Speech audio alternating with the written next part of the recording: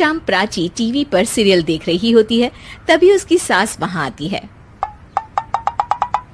अरे सीरियल में तो ऐसे मग्न है जैसे आज रात का खाना पड़ोसी आकर बनाएंगे। मुझे पता ही नहीं था आपने अपने बेटे की शादी पड़ोस में भी की हुई है। हैं? मतलब? मतलब इस घर में सारा काम बहू ही करती है, आप तो सिर्फ खर्राटे मारती हैं। अच्छा जी, फिलहाल तो तुम आराम फरमा रही हो, चलो जाओ, ये मेरे टीवी देखने का समय है। आहा, इसीलिए मुझे भगाया जा रहा है। सॉरी, अब तो बिल्कुल नहीं जाऊंगी।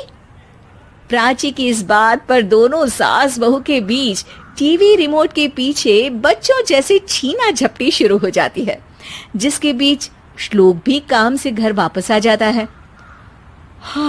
आज मेरी चूहे बिल्ली की जोड़ी किस बात पर झगड़ रही है?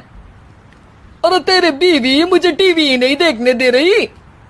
अरे तुम्हारी मम्मी मुझे खाना बनाने के लिए फोर्स कर रही है।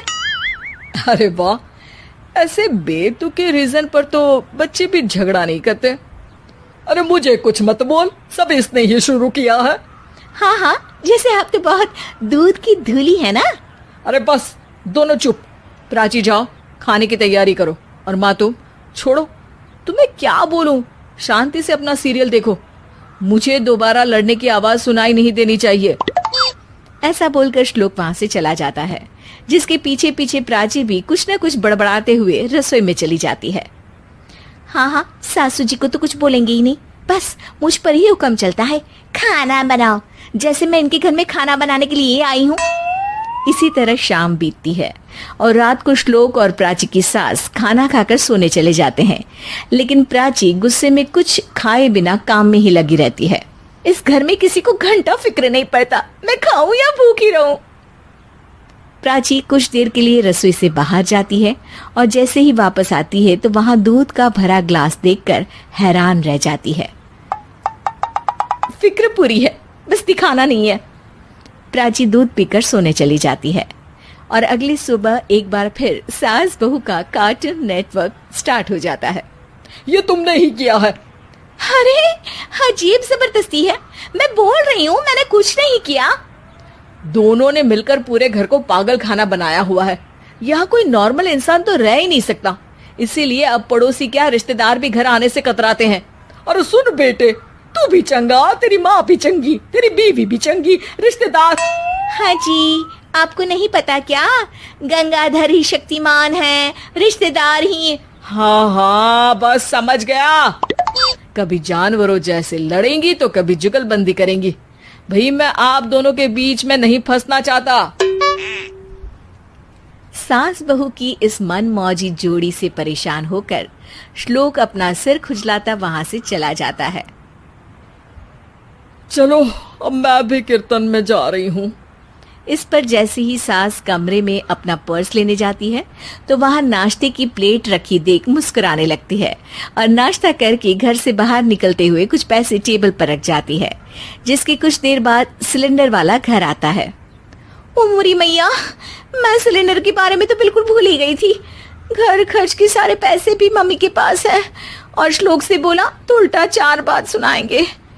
प्राची ये सोच ही रही होती है कि अचानक उसका चेहरा चमक उठता है और वो घर में आकर इधर उधर देखने लगती है। तभी उसकी नजर टेबल पर रखे पैसों पर पड़ती है, जिन्हें वो सिलेंडर वाले को दे देती है। ये सब श्लोक देख लेता है। अच्छा बेटे, इतना बड़ा घोटाला, सबके सामने मैं तेरी दुश्मन और पीठ पीछे तेरी मेरी यारी। इस पर श्लोक एक प्लान बनाता है और शाम को सब एक साथ बैठे होने पर बोलने लगता है। माँ, तुम दोनों की बहुत लड़ाई होती है, इसलिए मैं सोच रहा हूँ कि प्राची को उसके घर छोड़ाऊं, इससे वो भी खुश रहेगी और तुम भी। अचानक श्लोक की ये बात सुनकर सास बहू शौक से उसकी तरफ देखती हैं। अरे ऐसे कैसे घर छोड़ाओगे, मुझे कहीं नहीं जाना। अरे तुमने बोला नहीं पर मैंने सुन लिया, तुम्हें मम्मी के साथ रहना अच्छा नहीं लगता, मुझे पता है। अरे वो अरे, जब बहू खुद कुछ काम बोले तो वो तुझे सुनता नहीं, और अब जो इसने बोला ही नहीं वो तू समझ गया। जब उसे नहीं जाना तो फिर जबरदस्ती क्यों कर रहा है? अच्छा, फिर आपको मौसी के घर छोड़ाता हूँ, बस अब आप दोनों एक घर में एक छत के नीचे नहीं रह सकती। मैं इस टॉम एंड जेरी की जोड़ी को और नहीं झेल सकता। है? ऐसे कैसे नहीं रह सकते? तुम्हें इतनी दिक्कत है तो तुम्हारा बोरिया बिस्तर पैक कर देती हूँ, लेकिन मम्मी जी कहीं नहीं जाएंगी। बिल्कुल यही सुनना था मुझे। अगर दोनों में इतना ही प्यार है फिर हर वक्त ये लड़ाई का नाटक क्यों करती हो? देखा मैंने कैसे माँ किचन में दूध रखती है और तुम उनके लिए कमरे में नाश्ता रखती हो, और कैसे वो पहले ही तुम्हारी दिक्कत समझकर घर में पैसे रखकर बाहर जाती है। अरे भाई, इतना ड्रामा तो डेली सोप में भी नहीं होता जितना तुम दोनों ने इस घर में फैलाया हुआ है। तू हमें टॉम एंड जेरी बोलता है ना, तो याद कर वो दोनों भी एक दूसरे को बाहर वालों की बुरी नजर से बचाने के लिए हमेशा सबके सामने लड़ते थे, लेकिन अकेले में दिक्कत के समय मदद भी तो करते थे। बस हमारा रिश्ता भी कुछ ऐसा ही है। और वैसे भी अगर सास बहू में तू मैं नहीं होती तो दुनिया वालों को कहानियां कैसे मिलेंगी?